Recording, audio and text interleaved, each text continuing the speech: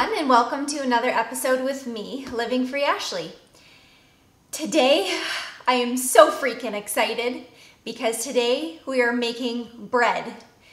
Beautiful, fluffy, moist, crispy, gluten-free bread. Now, when you first think of gluten-free vegan bread, doing a happy dance doesn't come to mind. It's actually quite the opposite. It's crying with tears of disappointment because they're improving, don't get me wrong, but most gluten-free bread is just so disappointing. And you have to toast it and warm it up to make it even somewhat edible, and that's why I'm so excited about this recipe. You guys, if you follow along my Instagram, about 2 weeks ago, I tried making this recipe and it was unbelievable. Like I can't even, I'm so excited. Okay. So today I'm using a very specific flour. It's new to the market and it's called Freely Vegan. It's a completely gluten-free flour and it's made with a plant-based egg. And how I got my hands on this amazing flour was through meeting Deborah from Vegan Kitchen Magic. So a few episodes ago, I did a video on her vegan cheddar cheese biscuits, and I tagged her in the videos and the posts, and she responded immediately and loved the video, and she shared it all over the place. And then a little while later, she had posted about this new flour that she had developed, and I had commented and said that I'd love to try it at some point.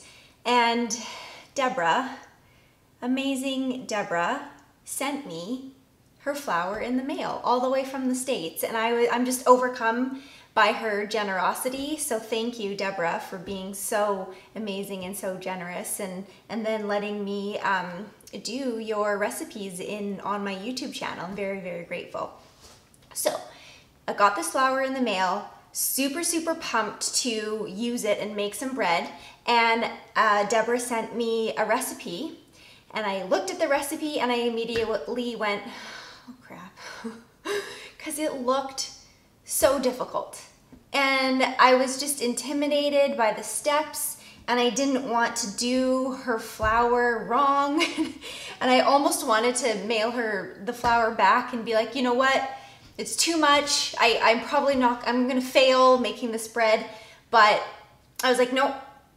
I waited until I had a free day where I could really focus on the steps and making this bread properly.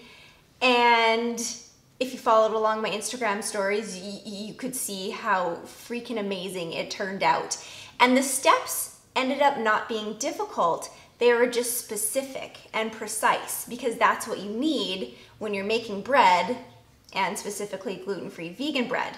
And Deborah has done all of the legwork. She's done all the experimenting, and she's done all of the testing, and she's developed the flour, and she's done all of the legwork for us so that we can just follow her steps and make amazing bread. So again, thank you for that. I'm putting a link to her blog so you can see her journey and her steps in making bread, and she has a whole bunch of other things that you can look at as well, so check out the description for that link. She also said that I needed a scale and I needed a thermometer, and I was like, oh shoot, I don't have a scale, because I don't usually bake with a scale, and she said it's very important. So I was like, okay, I'll go out and buy one. And then I remembered that somewhere buried in my cupboards, I had this little dinky scale. It just pops open and you just set it up just like that. And I was like, okay, it's not the most technologically sound scale, but it's got all the measurements I need. And I used it when I made my first round of bread, and it worked out perfectly. So you don't need to have this amazing scale, and you don't need to go out and spend a whole bunch of money to make this bread. So just kind of use what you have in your kitchen, and I mean, if you have an amazing scale, then yay for you, use that. And then for the thermometer, I remembered that I had a candy thermometer from when I was making a recipe with Emma from Zimt a while back. So I just used the candy thermometer and it worked out perfectly fine. So just remember, try to remember what you have in your kitchen before you go out and buy a whole bunch of new things. So yeah, oh yeah, you also need a stand mixer with the paddle attachment. And I think if you don't have the stand mixer, you can just use your muscle. And when it comes to this recipe, I know that it's very specific to this flour, which you can buy on Amazon now, and I will put a link to that. So Deborah, maybe you can comment in the comments below if this recipe is good for other flours or if you should just stick to this flour. I'm not too sure how versatile this recipe is. So yeah, if you could comment on that, that would be wonderful. Okay. I think that's enough talking for now. So for ingredients today, you need 675 grams of freely vegan flour, 15 grams of quick or active dry yeast, 1.5 teaspoons of sugar, 580 grams of soda water. I have a soda stream, so I just carbonated up some regular water and used that for my soda water today. 2.25 teaspoons of sea salt, 38 grams of sugar, 21 grams of vegan butter, either melted or hard, and 20 grams of distilled white vinegar. You also need a large plastic bag that fits over your bowls for when you're proofing it and letting it rise. And because I don't like to waste and I like to reuse and recycle and all that, I just took a really big Ziploc bag and I tried to fit it over my stand mixer bowl and it didn't quite fit. So I just opened up the sides a little bit. And now I can't use it as a regular Ziploc bag, but it's become my stand mixer bread bowl bag. So it's gonna be specifically used for that. So look through your bags and in your cupboards and try to find one that works for you. You also need a bread pan or a bread loaf. And the one that I'm using today is 9 inches in length and 5 inches in width. And Deborah said to not only grease it, but to flour it as well because it helps the bread rise when it's in the oven, which I never knew about. So again, when you're going through this recipe and you're following my steps, which are Deborah's steps, please follow along and be very specific with them because they're all there for a reason. You also need a shallow pan that can hold at least 3 cups of water that you'll be putting in your oven to give a nice steam to your oven, which also helps with the rise. Okay, let's get started.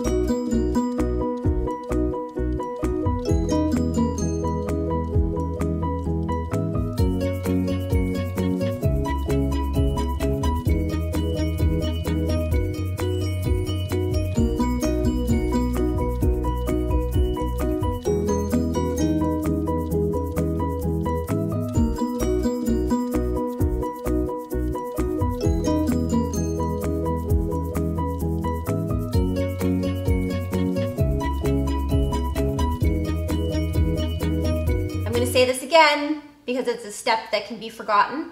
Turn down your oven from 400 degrees Fahrenheit to 375 degrees Fahrenheit. Now, go, do it.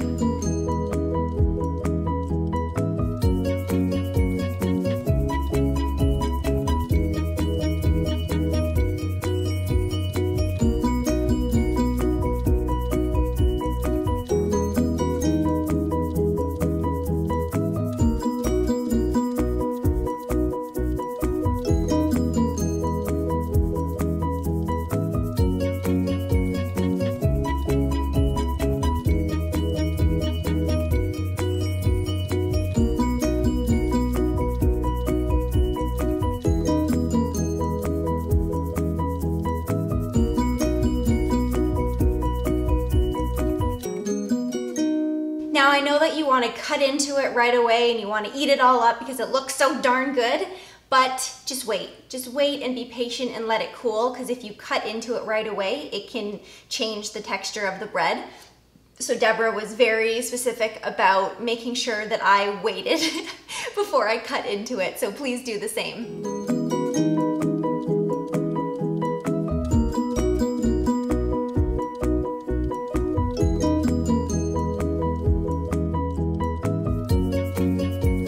Speechless. It's so good. And now you can see why I did a happy dance and why I cried tears of joy rather than tears of disappointment. I mean, if you're gluten-free or vegan or both, it's so hard to find amazing, soft, moist bread like this. So I highly encourage you to make your own and to try this flour and try this recipe. You will not be disappointed. It's just so good. Thank you again for watching another episode with me, Living Free Ashley. Thank you, Deborah, for your generosity and your recipe and following me on my journey and giving me support and encouragement and watching my Instagram stories as I made the bread so I knew that I was doing it right. You're just amazing. Thank you again, and cheers to living free.